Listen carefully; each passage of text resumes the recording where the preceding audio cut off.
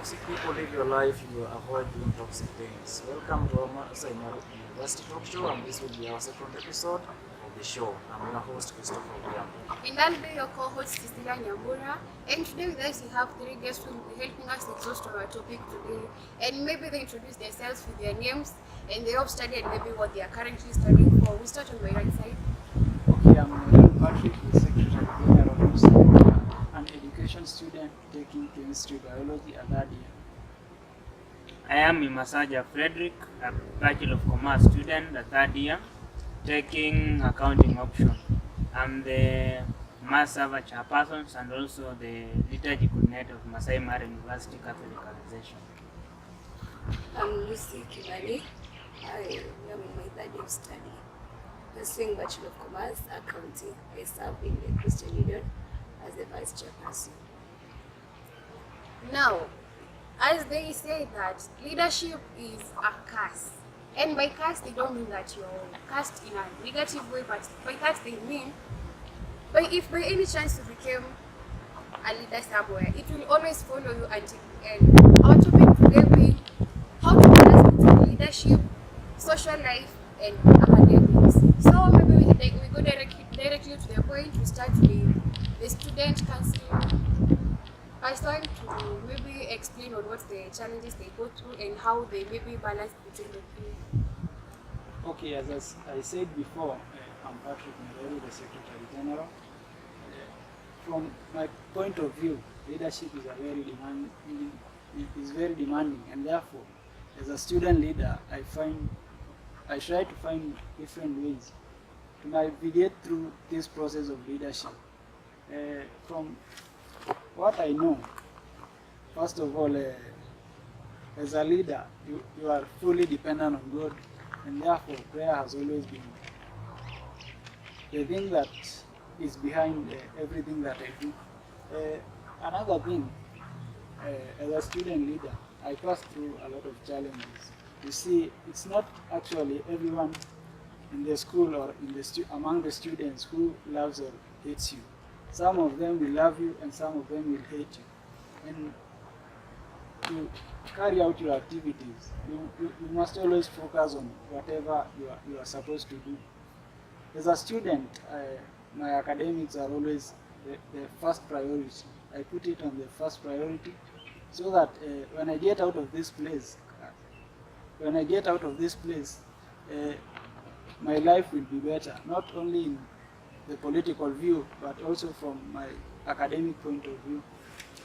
The second thing, to some extent, the duties delegated onto us or bestowed on us are always many, and therefore, as one of the leaders, I have to delegate some of the duties to my other leaders or to other students who can participate in the various activities. Okay, maybe let me cut you short, Patrick.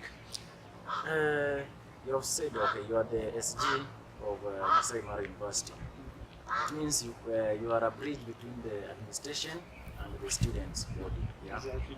You find that maybe sometimes, as a leader or as the SGC, you find that some of the students, as you have just said, some will hate you, some will love you, because not everybody is happy with whatever you are doing. So, how do you find it, or how do you deal with these people? Maybe there's an issue you have to address with students, and there's that group that doesn't feel like whatever you're addressing is the best. How do you deal with this small group of people? As a leader, you must always learn to measure your words. So, every work that is good, you always know. The students are always looking at whatever you do. So, they usually say, if you want to bring everybody on board, bring most of them on board. Either umalize huyo familia yako or find a better solution to the problem. So, from my point of view, I can't siwezi umaliza huyo leader ama a student. I must bring them on board. So I find different ways of maybe bringing them on board. And these are include there are always activities around the school. So I bring these students, talk to them, and maybe give them some of these activities that are supposed to be carried out in the school. Through doing things, against the country. Wow, I like what you said about putting on first. Now, if I may ask you, were you once a leader somewhere, maybe in primary school, high school, or did you start from there? Yes, I was a leader. From primary, I was a leader. I was a class prefect from class 6 to class 8. Then in high school, I was a dome captain from Form 2 to Form 4. Like I said, leadership is a curse. Once you start it, it continues on through. Now to my next guest. He's a chairperson in the Catholic Association. So what are the challenges that you will be facing? Okay, based on the topic of today, I can say that dealing with people is sometimes sensitive, sometimes very delicate. I mean, so the challenges that I face during my leadership. One is about, in some point in time, you see, maybe you can be in class, but as a MUCA, there are some activities that are happening maybe on the weekdays. So sometimes, you see, I'm the link between, I can say, the church and maybe you say the father or the person who's supposed to contact mass. At some point in time, when you are not there, you see, it may create some delays. Communicating about the venues, maybe they say mass, also you can say about the venue, the road that is there. It might become so difficult. So it bothers me sometimes, at least you can delegate that duty to someone else. So that when you are in class, you can be helped by another person. You can also do, on the other side of my social life, you see, being a spiritual leader is sometimes very challenging. See, like my post, the chairperson of the Maasai Mara. There are many expectations that people expect from you. They expect you maybe some to be called in court, so you should not maybe sometimes do something. So at some point in time, you see, it's not guaranteed that when you become, let's say, the Maasai Mara chairperson, the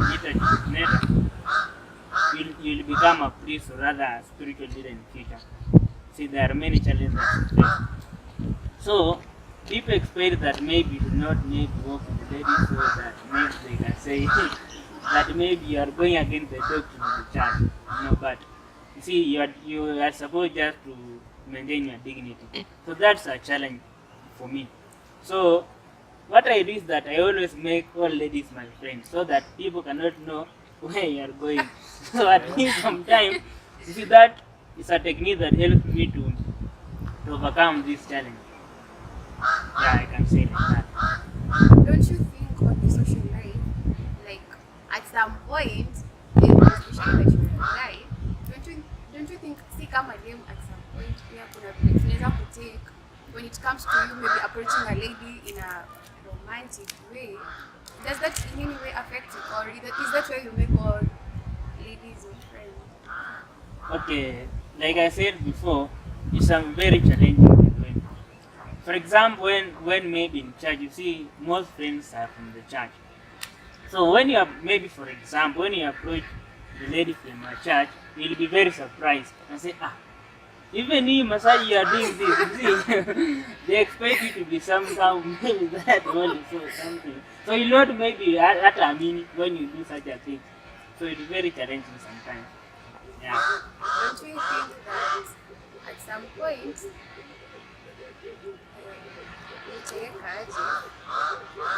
okay, are you planning on being a priest? You're not single? Or are you? Okay, on that, you see, you can never know God's plan for you. For example, you can say now that you want to become an MP in the future, but at the end here, you become just a normal person. So you never know what God has planned for you in the future. And you can never say something. You see, it's good to aspire what you want to become, but it's not guaranteed that you'll get that course in the future. So that one is still pending. I can say it's still pending because we are waiting God to communicate to you. And last the same question. Were you a leader once?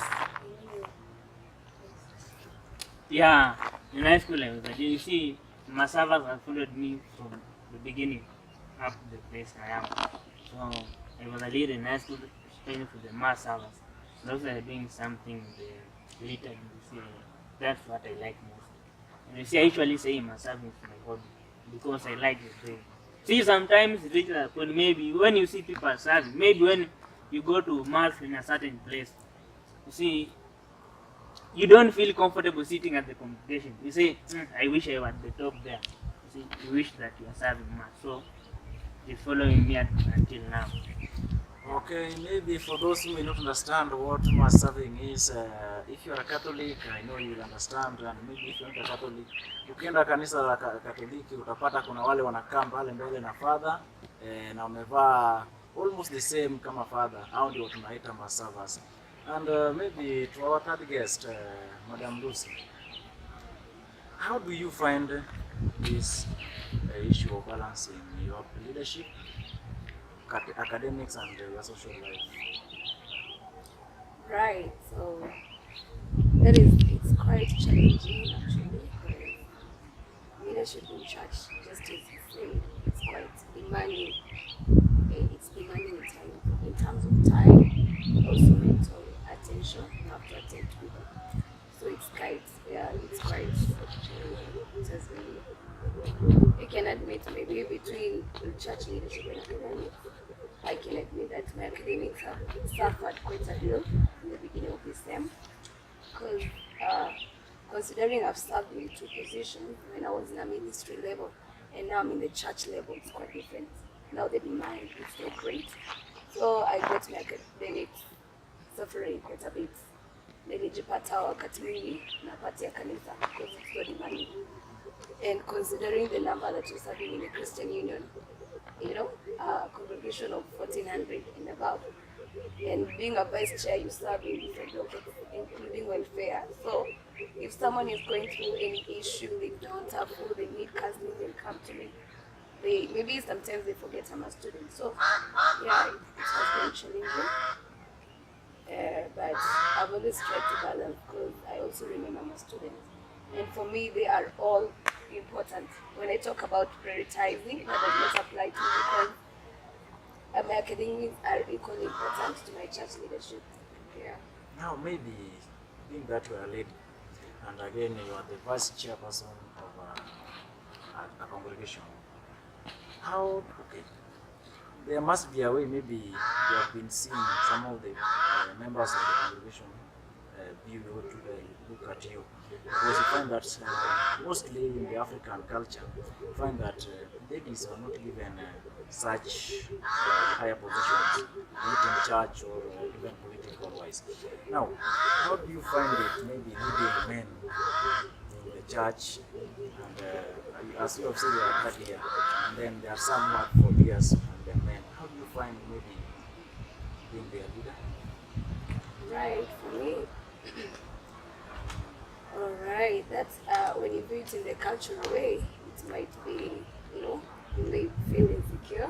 But again, you remember, if we choose to all understand that leadership comes from God, we won't embrace that mentality. Yes, it may be there in the culture, but now here we are in the biblical view of things. Leadership comes from God. And yes, at times you may see there is from here and all that stuff. But when I approach them, or if there's anything I'm supposed to address as a leader, I don't consider you aided or consider the position you are in. And I also won't speak out of what maybe the position maybe I'm a third year or fourth year, I'll speak from the point that I'm a leader, God has put me here. So I'll address you as a leader that God has chosen. So there might be challenges, and people may feel like, you're too young to lead me. But that one you should not put into consideration, because when you consider that, then you won't be effective. I rest to the case that God is the one who puts leadership there. Yeah. Does it affect your social life or maybe the way you interact with people, despite the fact that you're in a high position in the church? Maybe the business is not. Okay. Does it affect in any way your social life? The fact that I'm a leader. Yeah. Right, yes, it does. In different ways. Maybe one, when I began serving here, most of the time that I used to spend with friends, it was now limited. I can't spend as I used to do before. I really have to plan. Even in a week, you will find I'm not visited with a friend, maybe a call or a text, and sometimes it's also challenging to do that. So that is one of the ways it has affected my interaction with friends. And the other way is how I interact with them. The way it used to be before, it's not how I'm supposed to be now, because people are looking at me. I'm a role model to many. You know, people have different views. There's a way maybe I have friends who are guys. Maybe before, because we just, you know, I was just a common member, maybe in the church, I'll interact, not in a bad way, but I'm free. When you're a leader, people are looking at you. When you go doing things that people call ungodly, people will be like, my leader is doing this, so you're supposed to do this. Yeah, so you're supposed to really set boundaries. You mind your ways. Even if they're not wrong, they're going to influence someone to do wrong things, you just leave them apart. Now maybe back to you, Patrick. You are the SG of the student, Maasai Mara University. You find that maybe you're also a student, yes? As a student, maybe the lecturer has given someone, and now you have to work in groups. And you find that these groups, they have their chairperson. Now maybe the chairperson is just an ordinary member of the MUSA.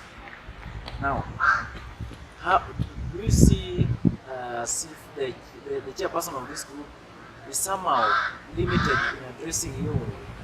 Anajirudisha chini sana ama anatumia tu cheo yake ya group to address? How do you find it? Okay, it's always said that respect is earned. It's not given. So as a leader, he's also a leader. You know, leaders comes from different levels. They are always leaders. So you must learn to respect everyone. So as a leader of the group, I must also respect him. Maybe to say, to some extent, maybe he will be afraid of talking to me in different ways. So he addresses me as a leader, and also he addresses me as a leader. To learn that respect from him, I must also respect him. And, you know, to prevent your own dignity, you must act in a certain way. You can't expect me to be respected by someone if I don't respect him. So, maybe to say, they can't treat me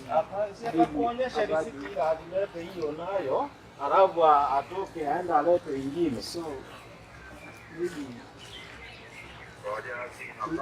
he may act in different ways, because I'm above him in the leadership. He acts in a different way from me.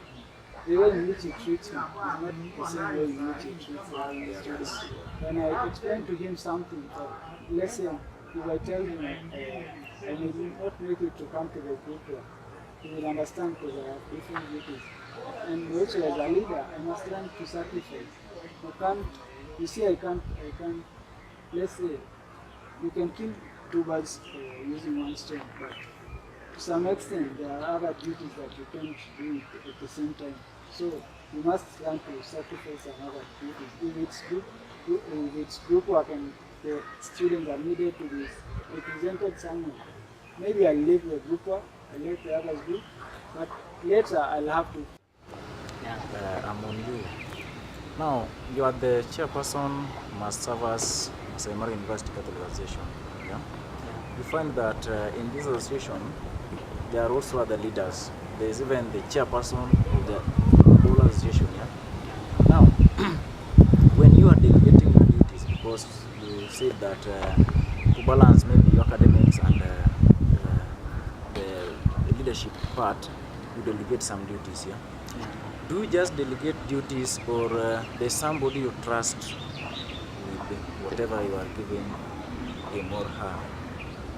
Or do you only delegate your duties to the other leaders or even to the ordinary members of the church? Okay, I can say that it depends which duty you delegate. For example, you can say maybe arranging the mass. You cannot delegate someone who has never been at the altar to do such a duty. You must delegate someone, maybe for example, a fellow mass server, or someone who knows something about the liturgy. Because even, for example, maybe I can say maybe you don't know something about math. I cannot tell you go and prepare math, and even maybe you don't know the color of the day or something. So it depends which duty you delegate. See, you deal with what is not okay. So I cannot maybe delegate something but that needs to be done by the chairperson, something needs to be done by the organized sector. I delegate what's in my docket. Yeah. So, okay, sometimes do you find that maybe you get confused? Maybe as you have said, you have talked of the colors, the liturgical colors. Yeah. Do you get confused sometimes? Maybe you find that one Sunday or maybe one day mass is over, maybe the color you have used is not the color for that day. So that's why I've said you prepare early. For example, maybe you see we usually have the calendar of the city. For example, this 2019 we have its own calendar. So it reaches maybe some point in time we have not maybe acquired that calendar. Maybe it has come late. And maybe at that time maybe you are in class, maybe you see sometimes classes are unpredictable. You can maybe plan that your class is starting at 4 but it's ending up to 6. So you can find some time that you are in class, you are supposed to communicate maybe which color is supposed to be used that day, but you have not done so. So when you come, you find maybe a different color. So that's why I said you delegate a duty to someone who maybe is aware of that, what is supposed to be done. Yeah. Lucy, now you are a member of this Maasai Mara Media Christian Union, vice chairperson. Now, being that you are a lady, now in the social life, don't get me wrong, just to say, you find that maybe a man is high on you, and now that the man is also a member of the congregation. Okay. How do you feel when maybe just a member of the congregation comes to you and tell you, oh, Lucy, the way you may nice, I'm in love with you. How do you feel? Right? I'm feeling, you know, maybe I don't know, alright, it's not something to be surprised of because these things are there and people will come actually. So about feeling, I'm never shocked, and it's not once or twice, but it is expected. People will like you, others genuinely, others maybe just to see how you react. So I'm never surprised at such. Yeah. And maybe you find that okay, people are different. Kila mtu akona interest yake, maybe in a relationships. Maybe somebody has come to you and this person, let me say, is just a member of the church. He is coming to the church. But if not all those who come to the church are godly, yeah. He has come to you and maybe, let me say, you have given in. And one day this person, maybe on a Wednesday, tells you, can you go for a party? How will you take that? Alright, of course. It is not what will tell me. He will tell me that will determine how I'll react. Even before they come to me, I already know my standard. You know, if you've made up your mind and you're living a godly life, you already have your standards set already defined. So if you come to me and you say, for example, I've given in, so in real sense I've not given in, it's an example, and you're inviting me to a party and all that, I'll consider my morals and I'll consider my standards. If it is not pleasing before God, I won't do it actually. That's what I can do. So it is the standards of God in my life that will define whatever choices that I have to make. Wow.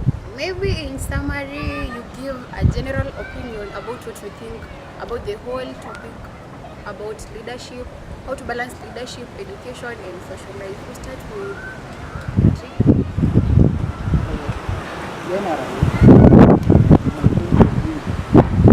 I said before, leadership is very demanding.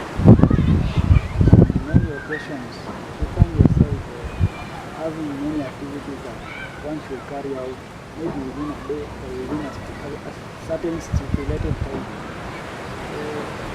For me, I can say generally it's good to give leadership. And being a godly given thing will always direct you on whatever you should do. So for me, from my point of view, yes, certainly helps. I said before also, prioritizing is a thing that one must do, because there are activities that are maybe less more demanding than others. So you are supposed to do whatever is maybe of the highest priority and leave the others. Then maybe another day or leave them out. Maybe to finish one. Actually, as university leaders, for now, we are actually being threatened. It's only 2 days ago that one of our leaders from Nairobi University was killed. Maybe we heard about it. Ragira has been killed. It's not a thing that we are advocating for. We are against it. And it was in his line of duty that he was killed. You see, you must serve. Only serve the comrades who chose you, who elected you, and expected that you will do the best for them. So we'll always try to fight for their rights. Anyway, even if it's a matter of life and death, you must always take your duties as they are.